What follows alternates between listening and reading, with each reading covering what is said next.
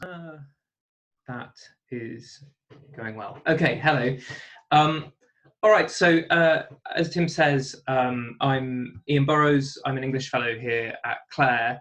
I should apologise first up for my surroundings. So I've just moved house and I'm still trying to master my webcam game here. So I look a little bit like I've been taken hostage today.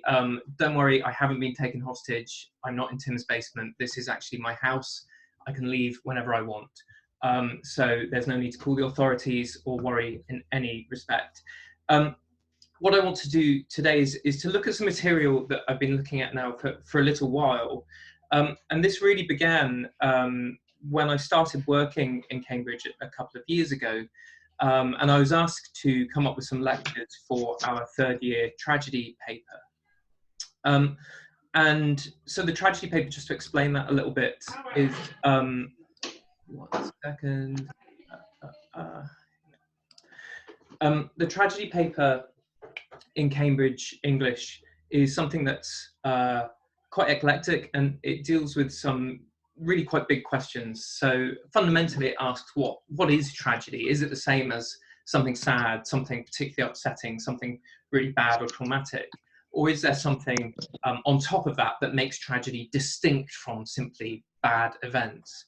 And one of the reasons it features in the English degree in the third year, I suppose, is because you start using your skills as an English student to start thinking about the mechanics in some way of how you put together a piece of art that makes people respond to traumatic material, upsetting material in a particular way. And so when I was thinking about what these tragedy lectures should be on, I was particularly interested in how dramatists might particularly direct or encourage or frustrate an audience's sympathy for traumatic material when they see it, or someone's pain in particular. So I started thinking about how I wanted to do that, what kind of texts I wanted to look at in this lecture series. And I began to think that actually I wanted to look at quite slapstick presentations of trauma and of pain, because it occurred to me that slapstick is one of those places where when we look at a figure in some kind of extreme circumstance, we can either perhaps sympathize with that figure, perhaps try and understand what they're going through, or sometimes think that they are somehow alien to us, a kind of more rubbery individual who doesn't feel pain, who is more like a prop or more like a clown, but not essentially human like we are. So that was what I started thinking. I wanted to look at slapstick presentations of painful things, to think about how that helps us think about when something is considered tragic, serious, something that we really need to try and feel with a victim. So that was where I was beginning, and I was beginning to look around at some texts where I might think about that. And I noticed that when we put together our catalogue of lectures, there was a little bit of spiel for new lecturers that advised us that teaching that contained material that could be considered upsetting, such as accounts of violence, abuse, etc.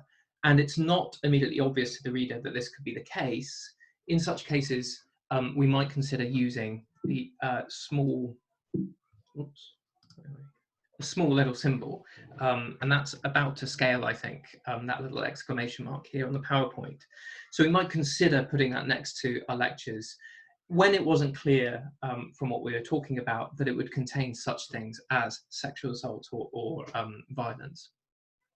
I thought that would be especially important because while I was looking at plays that we knew and that most of my students knew from, say, Shakespeare, I was also looking at some quite extreme depictions of sexual assault and violence from other writers like Sarah Kane, who possibly students weren't already aware of. And it also occurred to me that there was a problem here, that if I was looking at comic or slapstick presentations of things like sexual assault, there was a particular kind of power dynamic going on, not just in the plays that I was looking at, but also in my delivery of the lecture, that I might need to warn the students about, or at least give them some idea that this was something that we were going to be discussing in detail. So partly this warning, I thought, was to do with the content of the lecture, but mostly it was to do with the form of these presentations, the fact that this was going to be quite a troubling presentation of quite unpleasant content. So that's where I started from. This is where the lectures kind of really began. And I started looking at plays where, quite unexpectedly, we were being presented with comic or silly or irreverent presentation of trauma. And so that's where this little symbol on the PowerPoint first came in. This is something that began to make different newspapers, different websites quite grumpy. And this here is a selection of some of the headlines that began to pop up around the place. That last one is from Breitbart, a right-wing US news website. So the story spread quite quickly and quite fast. And as you can see, things like slapstick, things like Sarah Kane were quite quickly left out of this story. Straightforwardly, it was reported as saying that Shakespeare now had a trigger warning attached. Now, most people would say when things like this happen, you should just carry on with your day job. Try and rise above some of these stories. Don't get obsessed and start reading comments or looking out for cartoons about yourself. But rather than get on with my day job, I ended up spending quite a lot of time looking at cartoons like this. As you can see here, a lecturer wearing a Shakespeare mask is scaring their students. You can tell it's a lecturer because there's a big sign in the background saying university. If you come visit Cambridge, there are lots of signs you'll see saying university in the background. That's how we can remember where we are. And you can tell that's a Shakespeare mask because there's a big box marked Shakespeare mask. So that cartoon attracted my attention.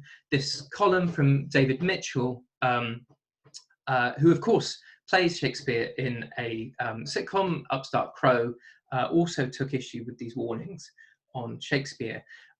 So short of being told off by Shakespeare himself, I was now being told off by someone who played Shakespeare. Things were kind of getting out of control. And again, I should really have just got on with my work, but I started just scrolling through comments underneath these stories to see what people had to say about this kind of thing. As you can see already, one of the things that was coming up was this idea of what reality is. And there was an interesting opposition, I thought, between the world of a play and then the world of reality, the world we live in. Look at this comment here from Mr. Babbage, who's in Switzerland. "Oh dear little snowflakes," he says, "the real world is fast approaching." Presumably you can see it coming from Switzerland over the Alps, heading towards the UK. And I think if you look at some of these other comments that are coming up, this becomes a recurring theme. The fact that people shouldn't be upset by a play because it should be clear that it's not real. And this is something, if you look at your handout, this is a comment that I thought particularly succinctly and interestingly encapsulated from one commenter on a Daily Mail report on this story called Travelling Man, who said, "Diddums, did the nasty fictional play upset you? Fictional," he says, "not true. Play," he says, "not real." So this is how the story got set up, where initially these lectures were talking about things like the presentation of slapstick and sexual assault and how those two might intersect, how those two might be particularly challenging and might be particularly difficult for people to watch. We've now got to what I think is an interesting but oversimplified view that a play is completely opposed to reality, that if anything is seen happening in the theatre, that isn't disturbing because we know it's not real. And that, I think, is something that I'm going to try and argue today, is that distinction isn't that easy. And in fact, the sort of fuzziness of that distinction is something that I think Shakespeare in particular is very, very interested in. When Shakespeare is working on his plays, he's very openly showing sometimes that a situation is contrived, and he's interested in the relationship between contrivance and compulsion and cruelty. So the fact sometimes that we know that a play is going on actually makes it worse for us watching. We become more, not less, aware of something being done to the figure in front of us, and also something that's being done to us as a spectator. Okay, let's move on to a case study. I'd like to look a little bit at King Lear to begin with.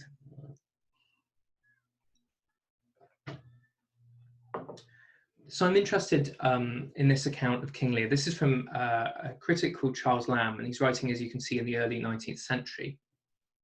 And when you read through this, I think one of the most interesting things is that he's very confused about why he doesn't like this play so much. Is it because the world of the play is particularly cruel, or is it because the theatrical spectacle is particularly challenging and particularly troubling?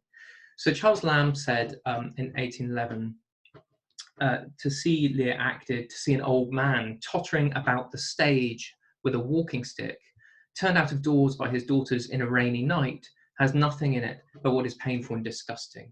We want to take him into shelter and relieve him, he says. That is all the feeling which the acting of Lear ever produced in me. But the Lear of Shakespeare cannot be acted, he says. The contemptible machinery by which they mimic the storm which he goes out in is not more inadequate to represent the horrors of the real elements than any actor can be to represent Lear.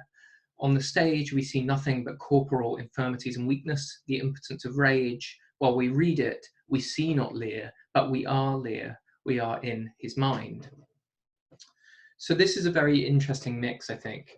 Partly Charles Lamb finds this painful and disgusting because it's a spectacle of an old man tottering about the stage with a walking stick. That looks kind of ridiculous, underwhelming. This is all part of contemptible theatrical machinery.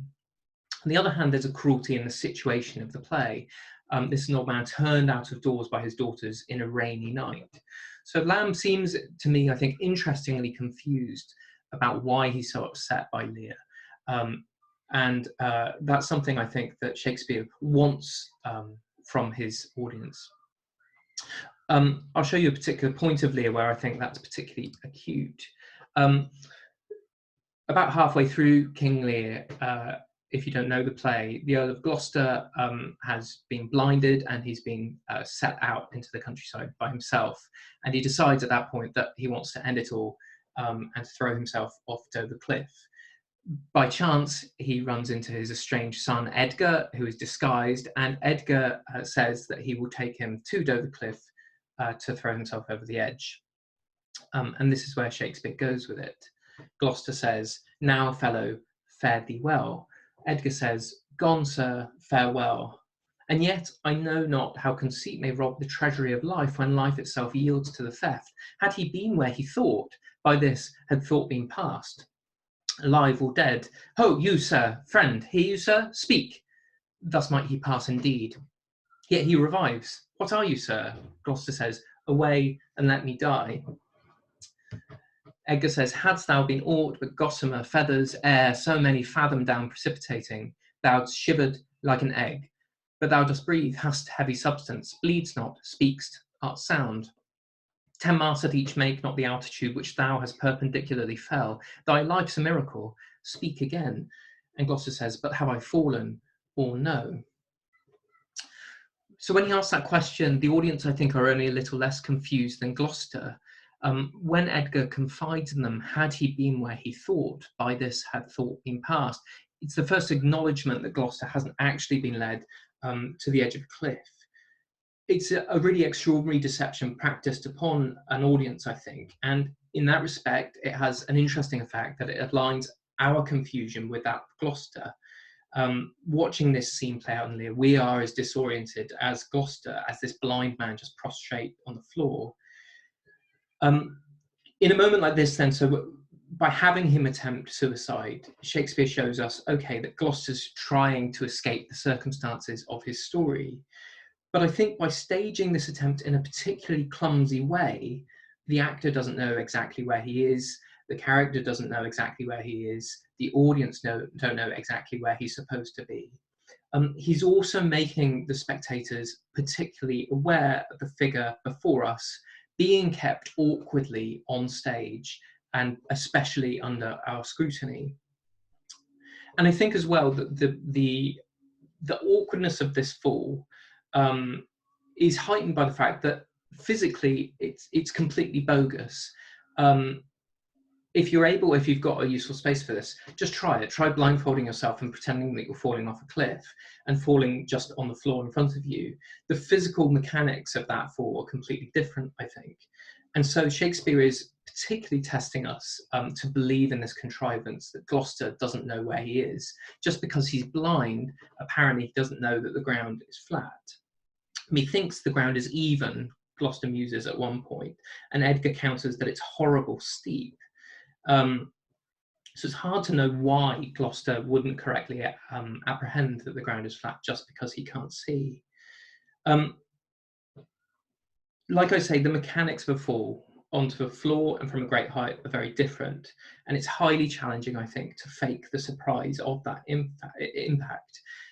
The other point I'd make here, if we're beginning to wonder just how clumsy Shakespeare wants to make this scene, is partly the rhythm of it. Now, fellow, fare thee well, gone, sir, farewell, is rhythmically really neat and satisfactory. On the other hand, that end stop means that we are left with Edgar just standing, watching Gloucester lying on the floor in front of us, having to work out what exactly we're looking at. So my argument here is that Shakespeare is insisting on an awkwardness in this presentation. And by doing that, he's stressing not just that Gloucester can't escape his situation in his life, but he's also stressing that the actor is being kept here to be looked at in a particular way and to be made to look ridiculous in a particular way as well. This is something I think that occurs often in Shakespeare, and I think he does it to particular effect later in his career. Let's have another a look at another case study where I think, again, he's most interested in showing us a figure being robbed of their agency. This is from Antony and Cleopatra. If you look at some of the sources that Shakespeare was drawing on, by most accounts, Mark Antony is a really impressive physical specimen. If you look at Plutarch, Antony is described as a noble presence, and Plutarch talks about his goodly thick beard, his broad forehead and manly look, which he says were apparently commonly seen in Hercules pictures, stamped or graven in metal. And in fact, in the classical era, Antony was thought by many to be descended from Hercules himself. And Antony sort of confirmed that opinion, according to Plutarch, in all his doings and by resembling him in the likeness of his body. So there's quite an established tradition that Antony is, not to put too fine a point on it, pretty hench. And that's something that Shakespeare too seems to consolidate in the way Antony is talked about. If you leaf through the play, Shakespeare's Antony is described as being kind of superhuman.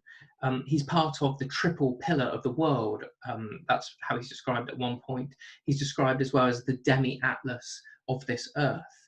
When Cleopatra dreams of him, she observes how, quote, his legs bestrid the ocean and his reared arm crested the world. And she notes how his voice, when raised in anger, was as rattling thunder. So this is something that Shakespeare, it seems, is following along a long tradition with. Antony is big, he's impressive, he is almost beyond normal human proportions. But in Shakespeare's play, when Antony eventually attempts suicide, when things start going very badly for him, perhaps it seems more grandly than Gloucester's suicide. He says, a Roman by a Roman, valiantly vanquished. That's the effect that Antony is going for. When Shakespeare presents this, we end up with a fairly ludicrous presentation of this apparently physically mighty individual. Once he's stabbed himself and is left dying, it's interesting that Shakespeare insists that Cleopatra requires Antony be drawn up to her. Look at this passage here on the PowerPoint. I am dying, Egypt, dying. Only I'll hear importune death a while until of many thousand kisses, the poor last I lay upon thy lips. I dare not, dear my lord, pardon. I dare not, lest I be taken. And then she goes on, but come, Antony, help me, my women. We must draw thee up. Assist, good friends. And they begin lifting Antony. Oh, quick, he says, or I am gone. He is sport indeed, she says. How heavy weighs my lord? Our strength is all gone into heaviness. That makes the weight. And again, I think it's fair to say here that Shakespeare's insisting that this scene plays out quite clumsily. Over 10 lines are spoken in the scene between "we must draw thee up" and Antony finally being permitted to rest. It's really with remarkable clunkiness, I think, that the figurative heaviness of the spectacle before us, that the sadness of the spectacle is associated recurrently with Antony's literal heaviness.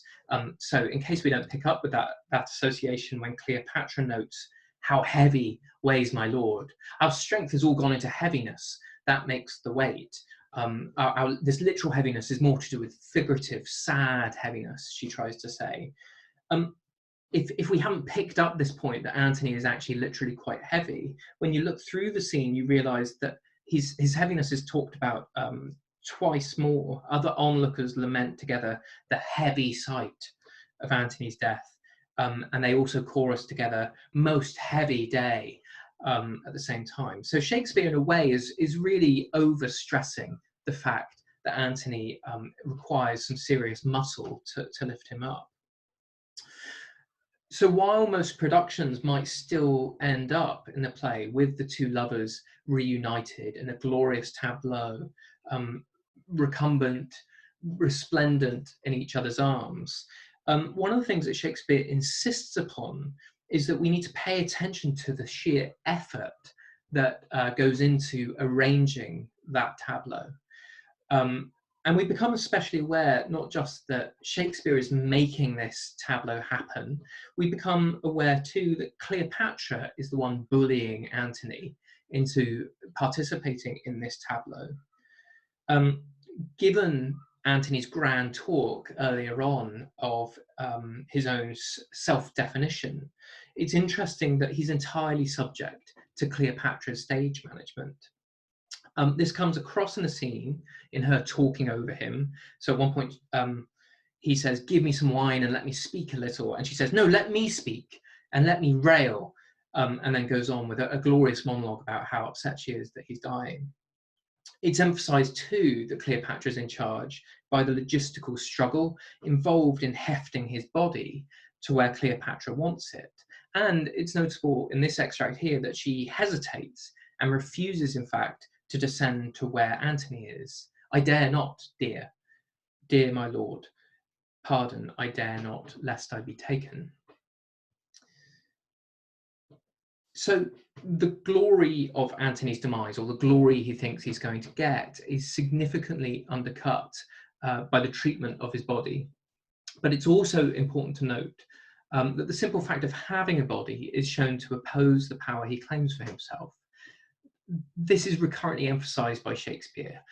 Antony's last words in the play, "Now my spirit is going, I can no more," seek to completely ignore that cumbersome body left behind. But Shakespeare ensures that we can't so easily ignore it. Even before Cleopatra started heaving him bodily about the place, Antony had been trying, and conspicuously failing, I think, to wish that body away. When he's about to commit suicide, he says to his servant Eros, "Thou yet beholdst me." "I, noble lord," Eros replies. And Antony says, "Sometime we see a cloud that's dragonish, a vapour sometime like a bear or lion, a towered citadel, a pendant rock, a forked mountain or blue promontory with trees upon it that nod into the world and mock our eyes with air. Thou hast seen these signs, they are black Vesper's pageants." "Aye, my lord," Eros says. "That which is now a horse, even with a thought, the rack dislimns and makes it indistinct, as water is in water," Antony says. "It does, my lord," Eros replies. "My good knave Eros, now thy captain is even such a body. Here I am Antony, yet cannot hold this visible shape, my knave." It's a beautiful way, I think, of saying that he's in a funk. This hard to pin down image, hard to pin down succession of images, conveying a sense of turmoil and uncertainty in Antony's mind. But we've got to think again about the staging of this, I think. Even as he says he cannot hold this visible shape, he manifestly is holding it. Even while announcing its insubstantiality, these lines actually draw our attention, I think, to that body, and they emphasize the presence of the actor's body on stage before us. Shakespeare then continues to demonstrate that Antony cannot escape this body, and he shows too that it's a body not under Antony's control. He tries to transform it descriptively, but he is just plonked on stage in front of us. And this is again emphasized by Shakespeare. Antony asks Eros to kill him, but Eros refuses. He kills himself instead. And so Antony attempts to do it himself, and he doesn't do very well. He says, "I will be a bridegroom in my death and run into it as to a lover's bed. Come then, and Eros, thy master dies, thy scholar, to do thus I learned of thee." How? Not dead? Not dead? The guard, ho, oh, dispatch me.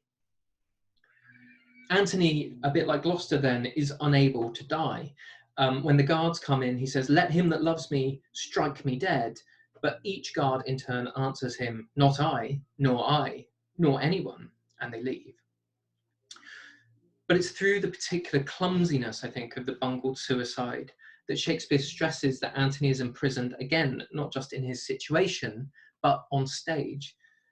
Other characters, in contrast, get to stage manage their own deaths more successfully. Cleopatra's, later, is a masterpiece of order.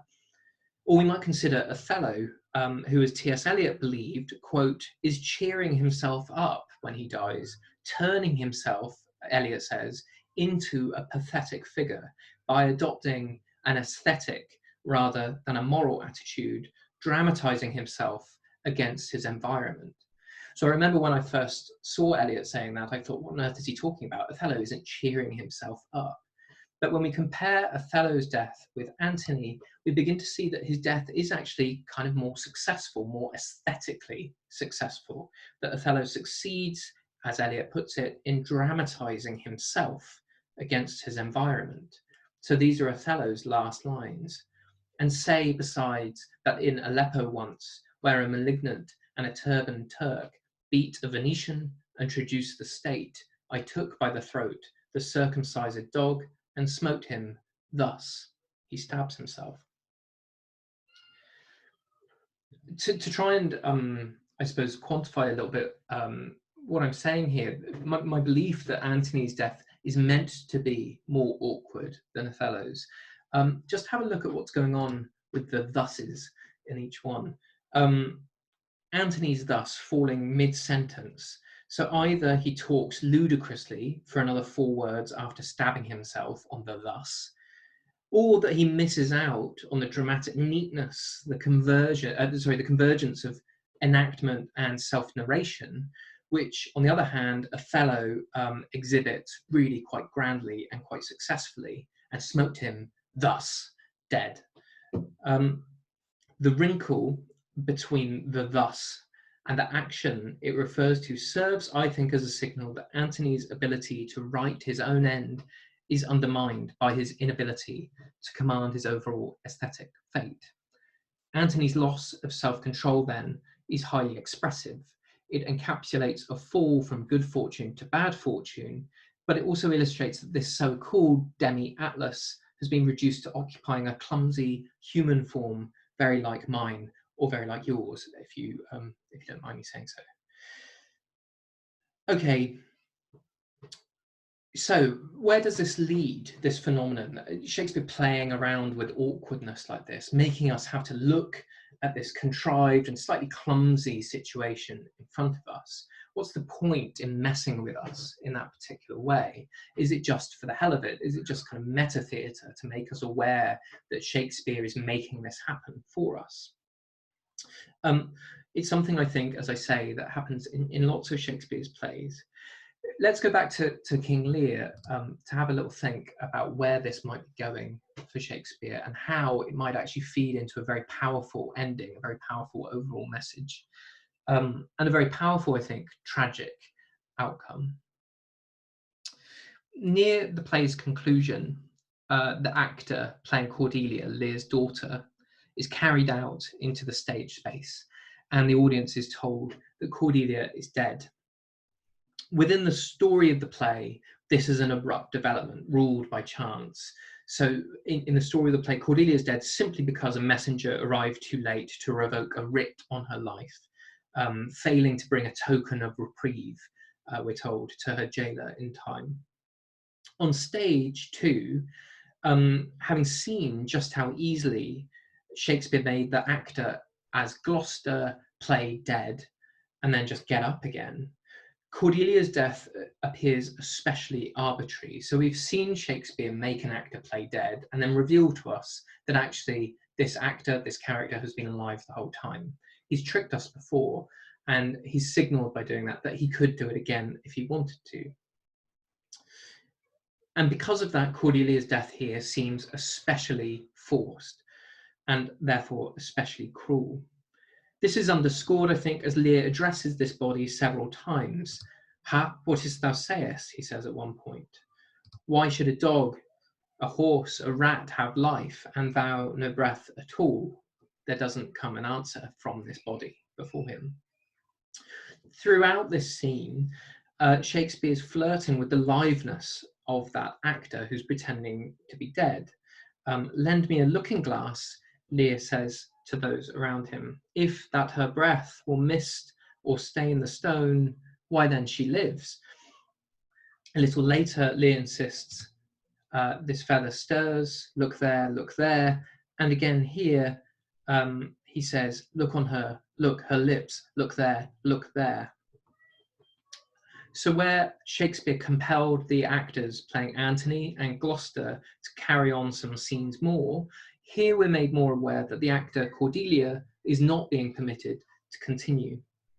Here Shakespeare draws our attention to what the body is in fact doing. The actor playing Cordelia must be breathing, we know that. But he also goes to great lengths in these scenes to interrogate the very substance of these bodies before us. Carrying another actor onto the stage, whoever plays Lear demands that we take in this spectacle before us. The line, "Howl, howl, howl," takes up time, and it requires us as onlookers to reflect on the sadness of what they see, as well as, crucially I think, appraising several other physical and logistical details. The actor's body has weight, it requires effort to carry it across the stage. It's flopping this way or that as it's hefted over to where Lear wants it. "Oh, you are men of stones," Lear scolds those who are looking on. But again, this is only a figure of speech. And so this is yet another instance, I think, where Shakespeare juxtaposes the spectacles of bodies being conspicuously body-like, fleshy, having mass, being gangly, with someone wondering aloud what such bodies are made of. Had Gloucester's falling body been aught but gossamer, feathers, air, it would have shivered like an egg upon impact, Edgar mused earlier in Lear. Antony, as we've seen, compares his body to a shape-shifting cloud moments before trying to run himself through with a sword. So while Shakespeare may use his actor's body to emphasize that the situation presented is not real, that it's a story played out in a theatre, he seems at the same time to linger on the real presence and substance of those bodies. So the descriptive transformation of the bodies is unsuccessful, but they're still being made to do things on the stage by him.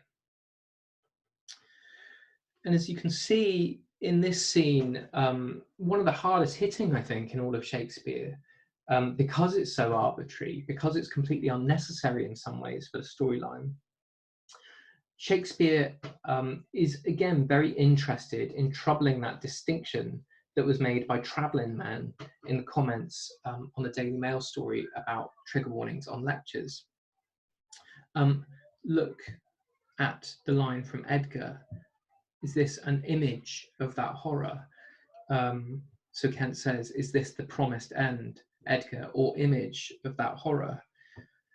So they might actually be reaching here for the fact that this might be an image, it might not be real.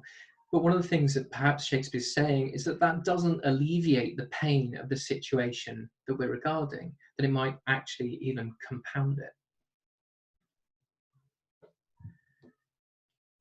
At the same time, the clumsiness of the bodies within such a spectacle make manifest, I think, the author's exertion of power over them.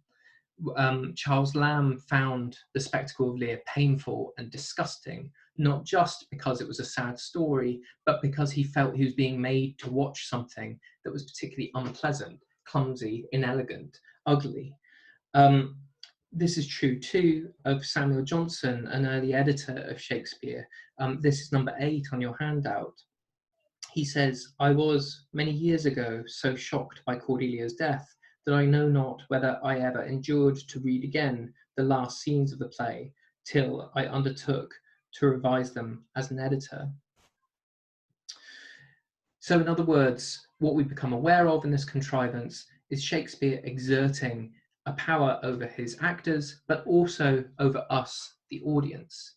And that in some ways would be fine. We know that a playwright is overall in charge of the piece of work that they've created. But for Shakespeare, the physical facts that govern the actor's body on the stage are a crucial part of what makes the play so visceral, so painful and disgusting, to use Lamb's terms. Things like gravity, weight, gangliness, the limits of the actor's reach, strength, or breath are all in their way statements of that body's independence from the author's control. By showing these bodies to be such bodies, Shakespeare signals that it isn't wholly his to command. These bodies are independent of him, resistant to his attempted control, but in the end only futile in their resistance. So forcing these bodies into the aesthetic framework that he's assigned for them, Shakespeare shows how his artistic efforts are an act of oppression to us, the audience, to the actors as well. So that's the end of the lecture as it stands. I'm happy now to take any questions about what I've just been talking about. Or of course the English course in general. So thank you very much, Ian, for that. I thoroughly enjoyed that. I loved the way you combined close attention to the plays themselves, but with a history of the reception of Shakespeare all the way from Johnson and Lamb to Travelling Man. Thoroughly enjoyable. Now, the chat window is open and I can see it, and I'm happy to sort of moderate the chat to sort of pass on any questions to Ian, or Ian, you can answer them directly. Joe asks, is this lecture available on catch-up, as I was unable to attend the first half? Yes, we did record it, and it will go on our YouTube site. Izzy has a question. How many hours a week typically make up English lectures? So that's a really good question, Izzy. The interesting thing, I think, with the English course in particular, and I think this is true of many art subjects in Cambridge, is that there are loads and loads of different lectures. There's a kind of very big menu of different lectures. And we normally, at Clare, certainly leave it to students to decide which lectures they are likely to find particularly interesting, particularly useful, stimulating. So at the start of each term, we would give our students a notes on courses document. And the idea would be that we'd encourage them to start highlighting at the start of term the kinds of lectures that they really want to try out. So some students will go to as many lectures as possible. Other students will pick and choose some lectures that they think are particularly useful for the things they're most interested in, and will otherwise use that time to go to libraries, do some reading, and so on. Lectures, of course, and I'm sure Tim talked about this a little bit this morning, the lectures are only really one part of what you'd be doing if you studied English or another art subject in Cambridge. So you would also have a weekly supervision on an essay that you'd been working on that week. And you would also have seminars with your other college classmates to discuss some of the reading you've been doing that week as well. Yeah, I hope that answers the question. A question from Nalini, one I've not encountered before. I'm interested in becoming an English professor. Can you educate me on the training that you have done to become one?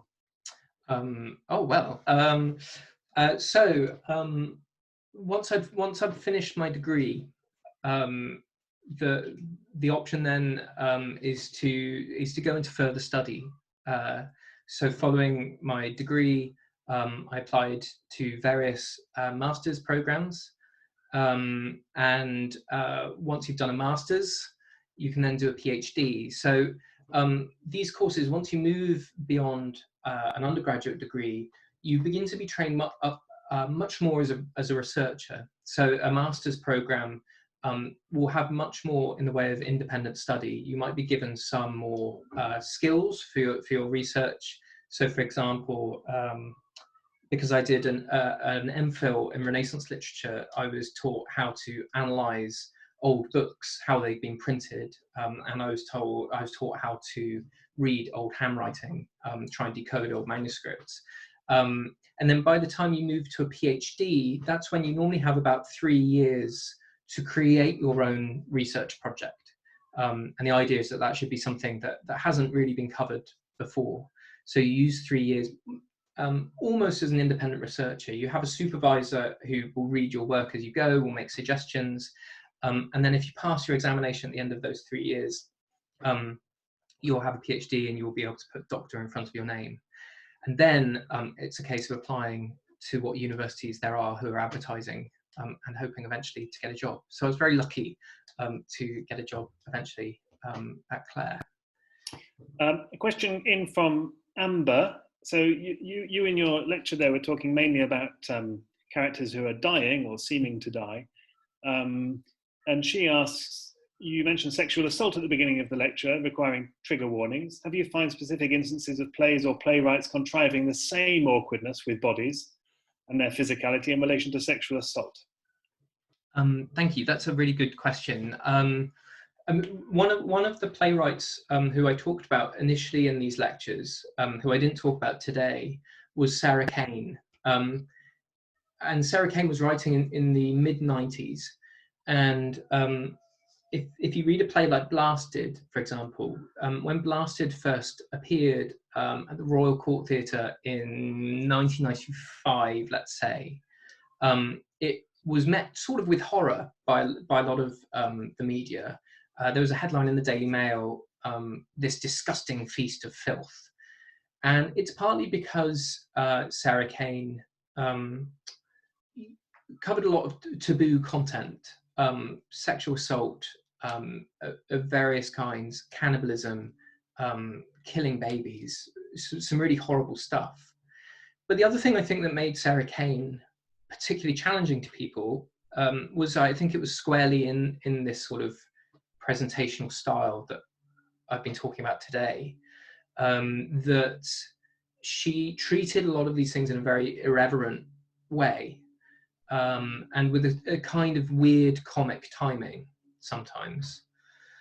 One of the interesting things with Blasted is that one of the figures central to the play, Kate, after she's assaulted, there was a production in Belgium where she was shown at the opening of the next act, I think lying on a bed and bloodied, and something obviously awful had happened to her. And Sarah Kane really hated that production because I think she thought it was being too explicit about what had happened to her, and it enabled us to sympathize quite easily with her.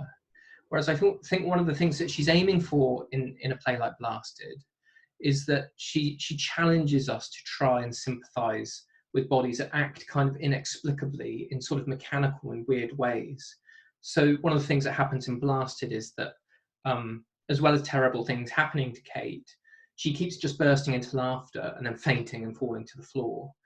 And so she's presented as this quite alien, hard to understand body. She keeps doing things that don't make immediate sense in the context.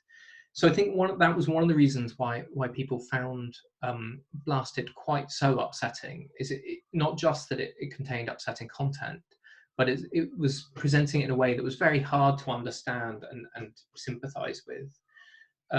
Sarah Kane was one of a clutch of playwrights who I've completely forgotten his name now, Edward Bond, Mark Ravenhill, who were writing in the 90s, who were really experimenting with taboo content and the presentation of it. And there's a critic called Alex Sierz, Sierz, who's done a lot of interviews with those playwrights, which if you're interested in that, you'll be able to see his work online, I think. Question from Nandini.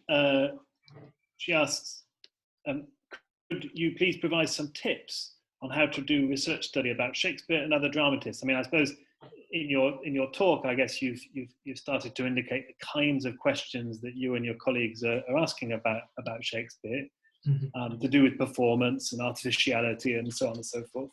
Are there any more sort of, maybe just one general tip that you could give on how to set about a research project, perhaps on Shakespeare? I think I mean one of the things that I think is really exciting, and I found this when I moved from going from school up to university, was that we'd obviously done some Shakespeare at school, and then looking at other dramatists who were writing in the same period made me suddenly aware that they were using a lot of the same tools, actors, props, costumes, and the same kind of stage, but often in very different ways. So I remember, for example, looking at Christopher Marlowe's Faustus and thinking this is a completely different style of play to anything that I'd read by Shakespeare, and it was kind of crazy that he was using much of the same sort of stuff in some ways as Shakespeare. And I remember thinking in particular about the practicalities of what he was getting his actors to do. So something like Faustus, you have one central figure who just kind of stomps onto stage, and people move around him, and then he goes off and there's another scene, and then he comes on, and the kind of dramaturgy of that and the focus of that play seemed to me so different to a lot of what Shakespeare does, where you have a few characters that is much more kind of dialogic in some ways, or characters go on and come off, and then there's another scene with completely different characters. So that kind of set my mind kind of trundling off to thinking about what effect that has in the way we respond to those plays because of the mechanics being so different. So that's one thing that you could do, is just have a look at some other playwrights who are writing in around the same time, just thinking, how would I put this on differently? What demands is this dramatist making differently to Shakespeare as a starting point? Thank you. And then Izzy asks, are there any highly thought-provoking books you've read recently and that you would recommend to us that are not on the Cambridge reading list? That is a very, very good question, and my mind's gone blank. I'm really sorry, Izzy. One of the things I suppose that will sound quite far removed from Shakespeare that I came across while working on this material was a book by Judith Herman called Trauma and Recovery. And this is quite a long way away from an English degree, and it's far beyond anything that I know much about. But I found it very interesting, partly because Judith Herman begins the book by looking at the history of trauma in some ways, the way it's been talked about and the way it's been described. And that was, I think, it provided a really interesting angle, not just on the kinds of experiences that Shakespeare might be exploring, but it was also very interesting for thinking about how people report trauma, and what it means for a spectator to try and understand what a traumatized individual is going through. It's quite a strange sort of, that's a weird sidestep from this project. But that was a book that actually, I think you could get from somewhere like Waterstones. And yeah, there are plenty of other books, and I've had a complete blank. I'm so sorry. Well, I can recommend one. It's called Shakespeare for Snowflakes by Burrows. And it's actually out. I know the book launches very soon, Ian. It's next week. Yeah, the book launch. I mean, if anyone wants to come, you're more than welcome. I will still be in my strange kind of hostage cell. But if you search for Eventbrite Shakespeare for Snowflakes, everyone will be very welcome to just tune in for that, which will be on YouTube on the 25th, where I'll be talking a bit more about the book. but also, yeah, the book is it's snuck out there. So it's in various places. The cheapest place, if anyone does want to buy it, this feels very unethical to be plugging my own book, but is Blackwell's. So it's £9.55, I think, at Blackwell's. But otherwise, yeah.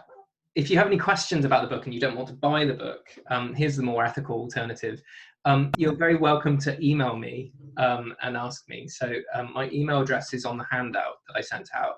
So you're very welcome to just email me any questions that you have about the book in particular, if you don't want to, if you don't want to have to shell out for a copy.